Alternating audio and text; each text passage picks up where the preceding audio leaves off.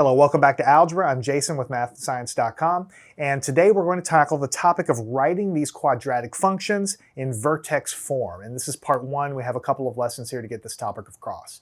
So if you've been with me in these lessons up until this point, we have talked about parabolas for quite a long time. And most recently, we've talked about parabolas in this vertex form, which is just a different way of writing these parabola equations down, these quadratic equations, that make it very easy to graph it because the vertex is basically right there in front of you in the equation. And then we've shown in the last few lessons how to plot the vertex and how to plot the rest of the parabola. So now what we want to do is tie everything together. All right, we want to talk about the idea that the quadratic equations can be written really in two ways. And specifically, I want to be able to give you any quadratic equation that I might write down, and I want you to be able to then convert it into vertex form. Because right now I've been telling you, hey, here's quadratic equations in regular form, here's quadratic equations in vertex form, and we've been kind of dealing with them separately. Now I'm going to actually teach you how to take any quadratic that we have and how to convert it into write it in terms of vertex form so that you can then plot it or graph it or sketch it very easily. So we have in general two ways to write these quadratic equations. The first one is the first one we learn in algebra. I'm going to call it, most books will call it, the general form. I'm going to spell general form. Also, this is called in some books standard form. And this is the form of a parabola that you're basically taught when you the very first time that you're introduced to the concept of what a parabola is. So the general form or the standard form should look really familiar to you. F of x, so some function, right, is going to look like this. Ax squared plus bx plus c. Now, a and b and c are just numbers, but specifically a cannot be equal to 0, because if a is actually equal to 0, then it kills this first term completely, and then it's not a quadratic equation anymore, because if a is 0, then all you have is a line, mx plus b, or bx plus c. This is just a line, right? But when you add this term to it, it changes it into that very famous, familiar parabola shape. Now, you know that a and b and c can basically be anything. They can be negative numbers, they can be positive numbers, they can be fractions, they can be decimals, and the different coefficients a, b, and c, when you dial them in, are going to basically produce a parabola which can live anywhere in the xy plane. Might be up here, might be over here, might be upside down, might be right side up. But it's very hard to look at these coefficients on paper and really be able to look at it and say, well, yeah, that's over here, because it's just all wrapped up in expanded form, basically, which is more typically called general form or standard form. But there's another way to write these parabolas. So I can take any parabola in this form. And by the way, this is the general form. So ax squared plus bx plus c. But of course, you know, b could be 0. So a perfectly valid, let me just go off the rails here and give you a couple of examples. Okay, a parabola can be in standard form. A parabola could be would be maybe 2x squared plus 3x plus c. That's valid. That's a parabola. You could also have a parabola which would be maybe 4x squared, and b can be 0, so there's no x at all, plus 2. This is a parabola, so it doesn't have to have all three terms. It just has to have the x squared term. In fact, an equally good parabola, as you all know, would be just x squared. So in the case of x squared, this term is 0, and also this term is 0. So really, a, b, and c are any number you want. A is the only thing that cannot be 0. The other terms can. All three of these are parabolas in different parts of the xy plane. But by looking at these equations, you cannot really tell where the parabola is unless you're just a human computer, right? So we have another way of writing these things, which we have already learned, and it's called vertex form. Vertex form of a parabola. Another term that you might see in books or teachers might tell you, it's also called the completed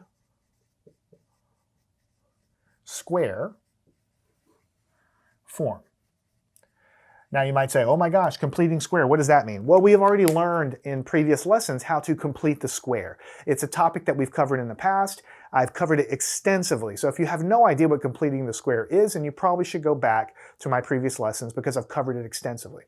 But this topic, this type of parabola is called vertex form in almost every book, but some books call it the completed square form. The reason will become obvious in a minute, but it's because we have to use completing the square in order to write the vertex form. So that's why it's called that. And just to refresh your memory, the vertex form of a parabola looks something like this. F of x is equal to some constant a, x minus h quantity squared plus k. Some books will write it like this, right? I actually, or you might, instead of f of x, you might see it as y, right? So you might see it like, I can leave f of x there, that's fine, but I could also write it as y, okay? But I actually prefer to do it like some other books that I use that write it like this. I just move the k to the other side, so what you have is y minus k is a x minus h quantity squared. So basically these are the same equations. This one just has the shift in the y direction written on the right-hand side of the equal sign. And this one has the shift in the y direction here. The advantage to writing it like this is because the shift in y is written right next to the y variable, and the shift in x is written next to the x variable. So it's very easy to recognize that this is, guys, basically easy to graph. This is easy to graph. And we've done it many times before. We've had entire lessons on this. The reason it's easy is because the vertex is written right into the equation is at the coordinate h comma k. In other words, this tells you that from the origin, this parabola is shifted h units to the right, and it's shifted up k units. So this would be the point h comma k. So the vertex is written right there. So basically, when you have a parabola in vertex form, you can put a dot on the xy plane showing its vertex, which is its maximum or minimum value, just right away. You don't have to calculate anything, you just read it. So then the question is, if we're given an equation, a parabola or a quadratic, any quadratic we want, how do I take it from this form and somehow come up with this form? Because so far, I've given you some problems in the past with parabolas written like this, and we've done things. And then I've also given you lots of problems recently where the parabola looks like this, and we've of course graphed them. But how can I give you this guy and then you calculate this? That is the topic of this lesson. So what we're going to be doing is I'm going to give you quadratics like this. We're going to do some mathematical manipulation, and we're going to get this, and here's a big hint, we're going to end up having to complete the square, which is a skill that we've learned in the past. So let's go over here and kind of inch our way forward into that. Let's take a specific example. What if I have the parabola, or the quadratic, f of x is equal to x squared plus 2x minus 3. What can I ascertain from this as far as what the graph looks like without doing anything else? Well, pretty much the only thing that I can tell is, number one, that it is a quadratic because I have a square term. But also, I can look at the coefficient in front of the x squared, and I see that that is just a number 1. So the first thing you can tell is that it's a positive value. So this parabola, even though you don't know exactly where it is, you know that it opens up because positive values in front of the x squared always open up. So you can tell from this right away that it opens up instead of opening upside down, right? You can also tell that since it's just a 1x squared, that it's going to have that standard parabola shape. The basic graph is what I've been trying to tell you. If it were 2x squared or 3x squared for the first term, you know that it would be much, much more steep and closed up because that's what happens when you have larger and larger coefficients in front. But honestly, other than this opening up, you really can't tell anything at all about this parabola. I don't have any idea if it's way down in the bottom of the plane, or if it's up here or up here. I don't have any idea where the crossing points are. I can't tell anything from really looking at this. So it's hard to graph.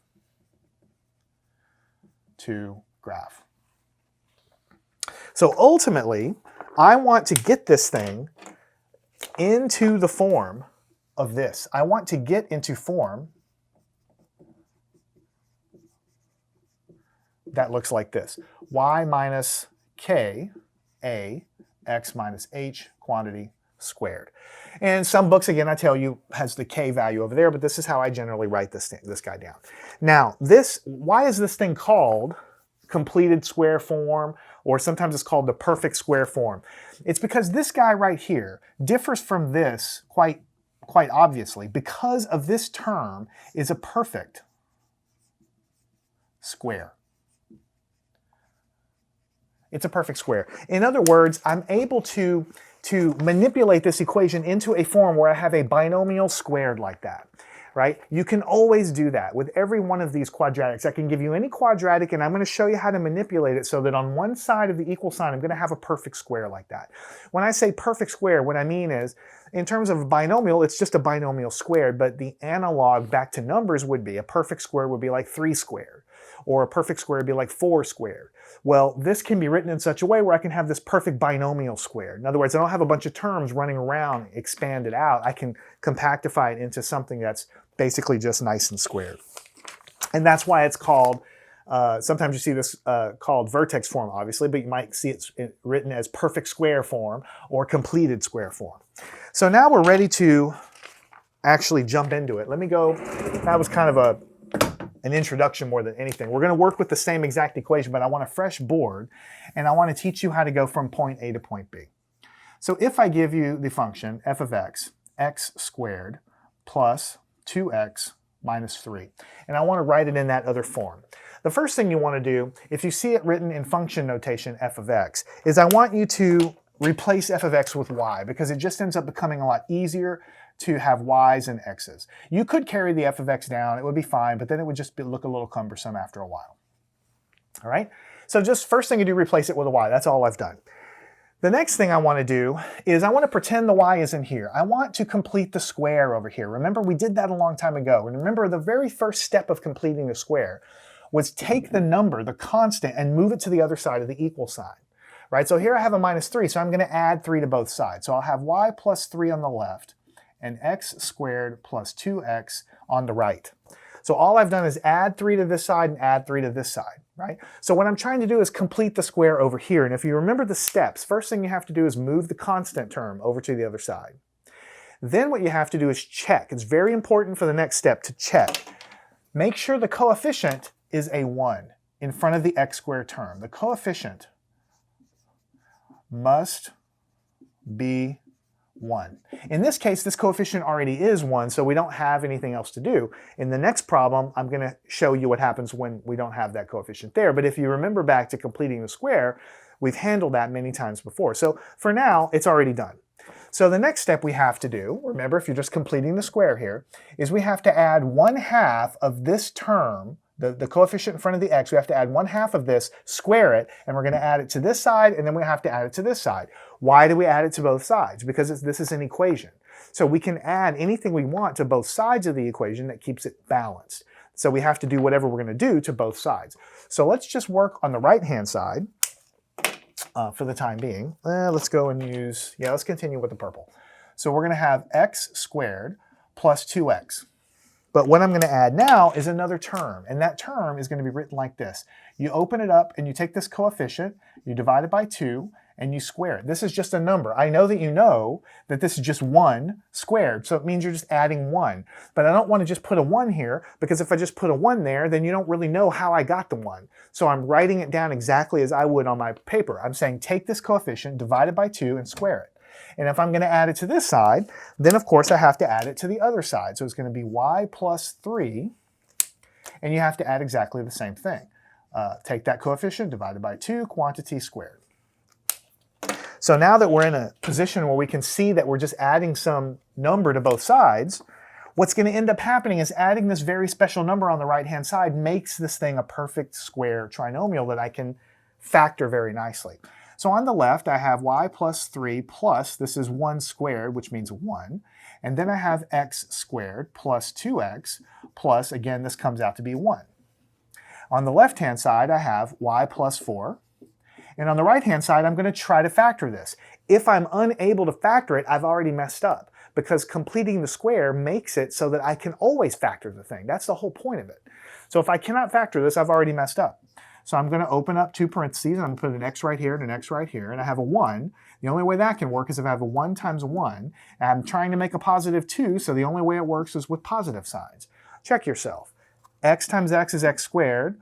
Inside terms gives you x, outside terms give you x. Those add to give you 2x, and then these multiply to give you the 1. Now you see what's happened. I was able to factor it, but I have carbon copy exact duplicates of the terms here. So I have y plus 4 is x plus 1 quantity squared, because they're just multiplied together.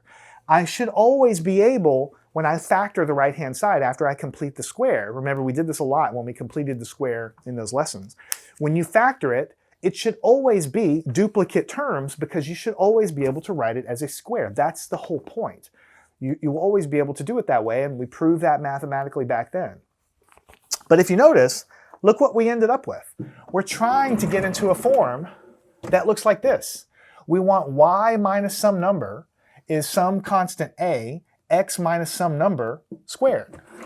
And we got y minus some number equals a constant, which is 1, x, plus or minus some number squared. So of course we don't have minus signs here, but that just means that this parabola is shifted in a different, oppositely than the normal guy. And so you can kind of see that whenever you try to plot this thing. So this is the answer. This is what we're trying to get to. We're trying to get to vertex form. You can read the vertex directly off the x shift and the y shift. And the vertex in this case is going to be what? Shifted from the origin. If it was x minus 1, it would be shifted to the right. But it's x plus 1, so that means it's shifted to the left 1 unit. And if it was y minus a number, it would be shifted up 4, but it's y plus this, so it's shifted down 4, which means the vertex is at -1, comma, -4. Also, we've already done in the past lessons where we graph these guys, we look at the coefficient in front. Again, it's positive, so this means it opens up. And because it's just a positive 1, we know that it opens up with the same shape as y is equal to x squared, because a is 1.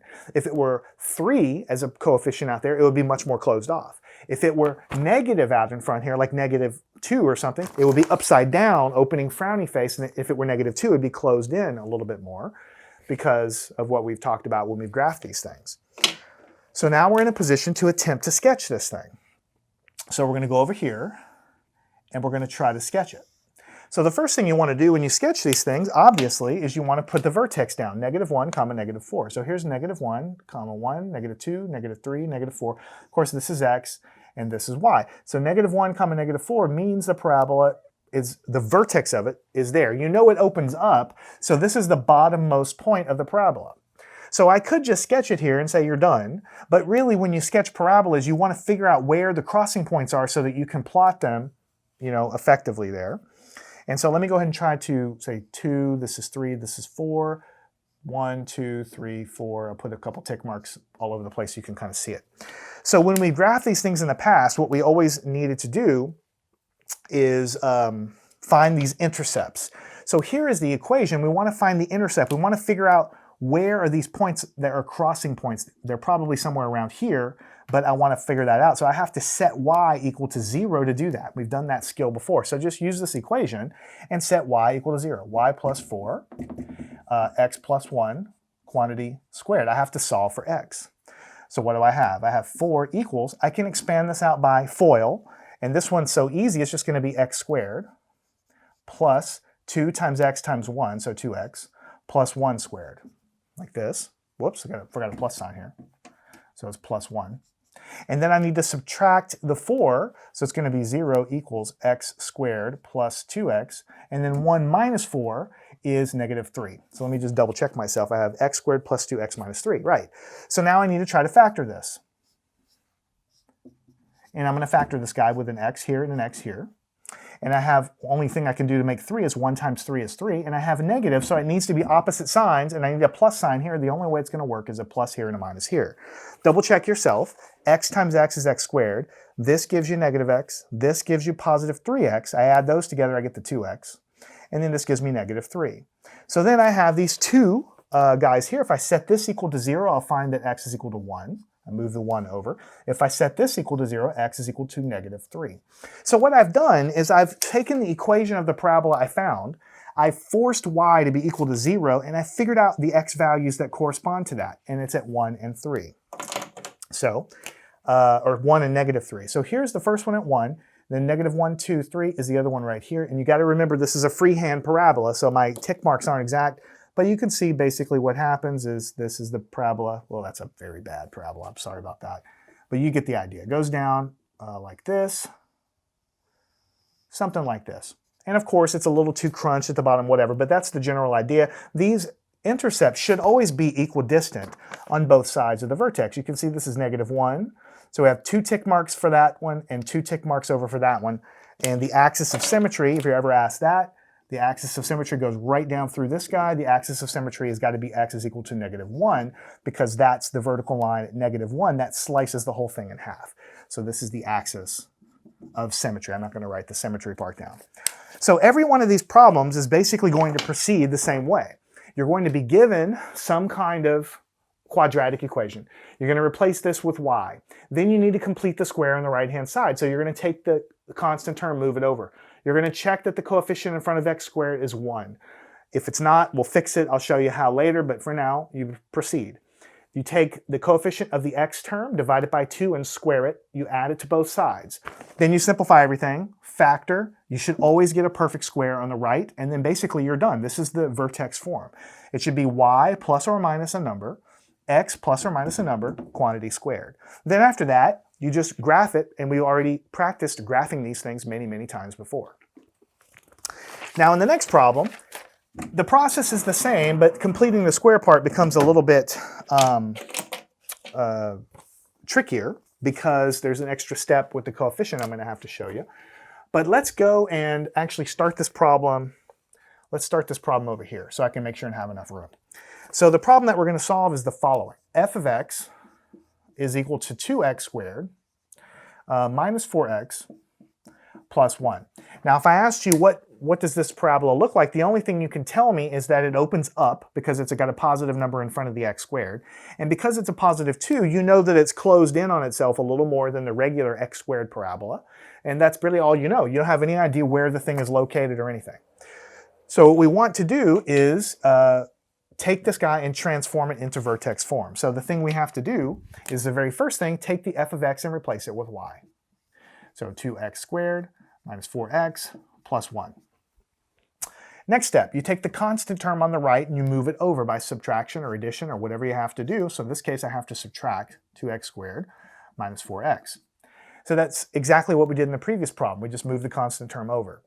Now, in the last problem, remember I told you that after you do that, you have to check that the coefficient there is a 1. In this case, it was a 1, so we could proceed. But in this case, the coefficient in front of the x squared term is actually a 2. So you cannot do that. You can't proceed without doing the following steps. So you have y minus 1. If the coefficient in front is not a 1, then all you have to do is factor to make it a 1. So you have x squared minus 2x. So I've just factored out a 2 there. And notice that if I cover everything up, the coefficient in front of this one is a 1. That's what you're really trying to do. Now, yes, we have all this other stuff. We pulled it out. But if you remember the completing the square process, what we did to get rid of it is we just factor it out and we focus on what's on the inside. So the coefficient of what's inside here is now a 1. Okay, so let's go on and add 1/2 of this term, of this coefficient squared. So we're going to have y minus 1. I'm going to give myself a lot of space. 2x squared minus 2x. And now I have to add a term. What do I add? I'm going to add to it 1/2 of the coefficient of the x term. So the way you write it is -2, that's the coefficient there. Divide by 2, that's 1/2 of it. And I'm going to square. And don't forget that this whole thing, I'm adding it inside of these purple parentheses. So this is what's inside of here, and I'm kind of completing the square of what's on the inside. So I do 1/2 of this squared, and that's all living inside of here. So the biggest mistake students are going to make is that they're going to add this term to the right-hand side. So let me go ahead and do it exactly as you probably would think to do it, -2 over 2 quantity squared. So you would think that you're just going to let's do it like this. I'm going to add this guy like this and you would be done. But the problem is the following. Remember, when you're adding things to both sides of an equation, you have to add the same value to both sides. So it looks like I'm adding this over here and I'm adding this over here and you're good. But actually, think about it. When I evaluate this, it's going to be -1. -2 over 2 is -1 squared. So I'm going to get a +1. So I'm adding 1 over here. So you would think that you just add 1 over here also, which is kind of what I have. But the problem is I'm not really adding 1 over here. This whole thing is inside and the 2 is multiplying. So really, I'm adding 2. But I've just added it on the inside, so it looks like I'm just adding this term, but really I'm adding this term times 2. So to make the equation balanced, to add it to this side, I have to also multiply the thing by 2, and this is the term that I'm really adding to both sides. So it looks like I'm adding something unbalanced because it looks like I'm adding 2 times something and it's not there, but really it is because if I were to blow this thing out, I'm multiplying it by 2 anyway, so I'm adding the same thing to both sides. Basically, I'm adding 2 to both sides, 2 times 1, 2 times 1, and that's what I'm adding to both sides. And you can see a little bit more clearly in the next lesson what I have here, so I may have misspoke a minute ago, I'm not sure. I'm adding 2 to the left and I'm adding 2 to the right because 2 times 1 is 2 and 2 times 1 is 2. I may have misspoke there. I apologize if I did. So what you're going to have here is y minus 1, and then on the inside you're going to have what? You're going to have negative 1 squared, that gives you a 1, and then 1 times 2 is 2. So I'm adding just a 2 right there. Then I'm going to have 2x squared minus 2x plus this is negative 1 squared, that's just adding a 1. But again, 2 times 1 is, I'm really adding 2, so the equation is completely balanced.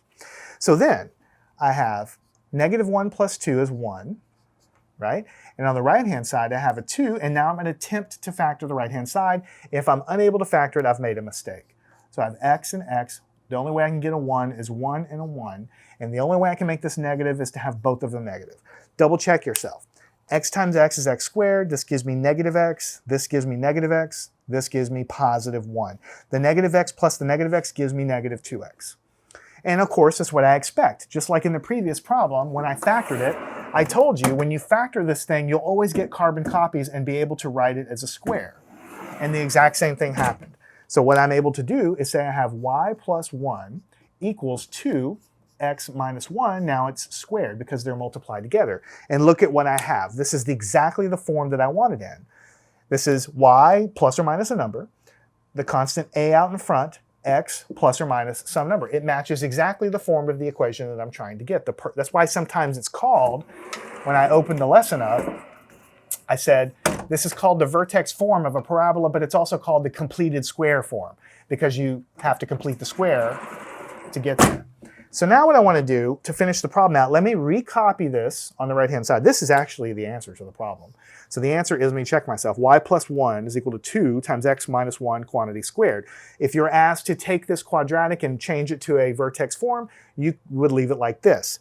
And of course, if your teacher prefers it or your book, you could also write it with the constant term over here. So I'd have a minus 1 over here, and it would be a minus 1 moved to the right-hand side like that. But I like to leave it in this form. So now let's go ahead, since we're, getting practice with all this stuff, we're going to sketch this parabola. So let me rewrite it. It's y plus 1 is 2x minus 1 quantity squared. We want to graph this guy. So the first thing you do is you say, well, what's the vertex? What's the vertex? The x value is going to be shifted 1 unit to the right from this, so it's going to be 1 unit over, and it's going to be 1 unit in y, but if it was y minus, it would be up, but it's y plus, so it's down, so it's negative 1. So it's 1 comma minus 1, that's the vertex. It also opens up. Why? Because it's a positive 2. If this were a negative 2, it would open down. But it's a positive 2, it opens up, and also, again, it's a little steeper, it's a little closed in because it's 2 as the coefficient instead of regular x squared parabola has a coefficient of 1. So let's take a little sketch of this guy and see what it kind of looks like. So the vertex is at 1 comma negative 1, which is, if I'm doing my math right, basically down here. And then, actually I want to change the color of it. Let's do green. So we'll put the vertex down here, 1 comma negative 1. And we know it opens up. So we know this parabola is going to go and look something like this. So we know it's going to cut through the x-axis. And so in order to really graph it properly, we probably should find the x-intercepts. So to find the x-intercepts, what we have to do is take this equation that we have and set y equal to 0. That's going to find the points on the x-axis when y is 0. So we're going to take this equation, we're going to set y equal to 0. So we're going to set, it's going to be 0 plus 1. And then it's going to be 2x minus 1 quantity squared. Now we have to find the values of x, where the crossing points happen. So we have a 1, 2, and then here it's x minus 1. I need to expand this out. I need to blow the whole thing out again, move the 1 over, and then solve. Now we've already done this stuff. We know what this is equal to, but let's just do it again. It's going to be x squared minus x for the interior term minus x for the exterior term plus the number 1. So we're going to have 2x squared minus 2x plus 1. Now we're going to multiply the 2 in. 2x squared minus multiply in there, 4x. 2 times 1 is 2. And now we have to move the 1 over, so we'll have a 0. 2x squared minus 4x. And then 1 minus 2 is just a 1. Now let me double check myself. I have 2x squared minus 4x plus 1, and that's equal to 0. So the first thing that you're always going to try is you're going to try to factor this thing. See if you can factor it and set it equal to 0, right? So I'm going to have a 2x here. I have a 2x, and I'm going to have an x here. So I multiply those to give me x squared. The only way I can do this is a 1 and a 1. So then I try to fiddle with it, but you're going to figure out that it's not going to work because the outside terms are going to be 2x when you multiply. This is going to give you x. So I can't get 4x from that. Even if I add them together, 2 plus 1 is 3. There's no way I'm going to get a 4 in the middle. So this is not factorable. Now when a quadratic isn't factorable, it doesn't mean there's no solution. There's definitely a crossing point here. There's definitely a solution. But what it means is the numbers in here, the factored form of it are not whole numbers. The way that it would factor out is not going to be a whole number. Right? So I can't just pick whole numbers and find the crossing points, basically. So if you come up empty and you can't factor it, like in the previous problem, we were able to, when we set it equal to 0 and get down to this point, we could factor and solve for x. But here we're unable to do it. So you don't give up. What you do is you just go and use the quadratic formula.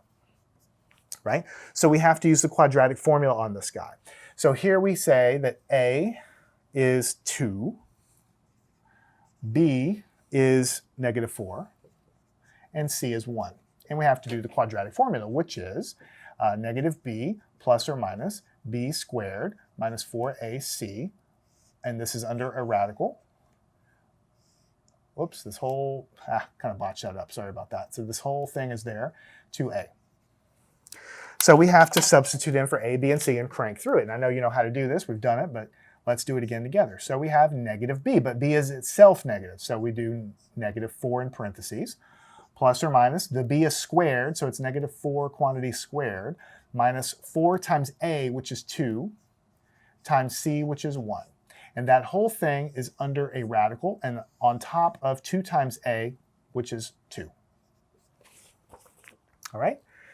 So then what do I have? I have x equals, I have 4, because this is negative times negative, plus or minus, on the inside I have 16 minus 8 from inside here. There's a radical here.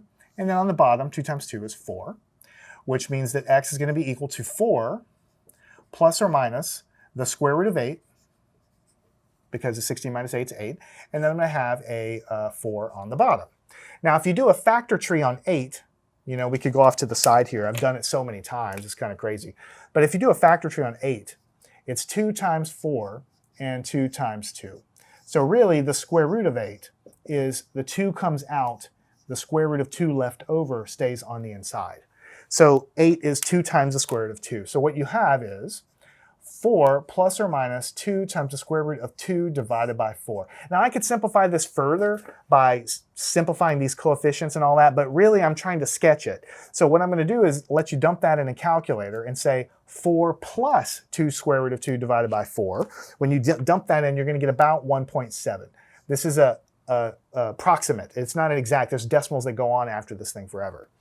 And then the other answer is going to be approximately equal to 4 minus 2 square root of 2 over 2, which is 0.3. These are both approximate answers, but they are the places where the graph has a y value of 0. So if you go back to your graph here and say this is 1, this is 2, this is 3, -1, -2, -3, then the crossing points are going to be at 0.3, right? Which is right here. Here's 1, here's half. So 0.3 is a little bit left of half, right? And then 1.7, here's 1, here's 2, so 1.7 is pretty close to 2, and you can see these dots are on either side of the vertex. So the parabola is going to go something like this. It's going to go down, cross up through those points, and go up. Of course, it's a sketch, it's not exact, but to get the idea, it's at 0.3 and 1.7, the vertex is down here, and if you're ever asked what the axis of symmetry is, that's the vertical line that goes through the whole thing, and that's x equals 1 is the axis of symmetry, right? Because it's the value here that cuts in there. 1 comma -1 is the vertex, so the axis has to be 1. So that was a long lesson, but the process, it depends on so many skills that we've learned in the past. First of all, you have to understand that there basically is 2 ways to write parabolas or quadratics in general. The first way is with the whole thing expanded and blown up like this, right? The other way is a completed square form, or alternately called the vertex form, which looks like this. Now this looks very different than this, but they're the same equation. If you take any of these answers that we got, like this one, right? And if you multiply out with FOIL, multiply by 2, and move the 1 over, you're going to get what we started with. You're going to get this. So all of these work that way. It's basically, you have this form and it looks different. If you blow this out with FOIL, take the 4 and move it over, you're going to get what we started with. They're just two different ways of writing the exact same equation, right? And so we learned that we have to complete the square in order to do that. And so we've learned the topic of completing the square in the past. Here is an application of why we care. Why do we care about completing the square? That kind of rhymes, right?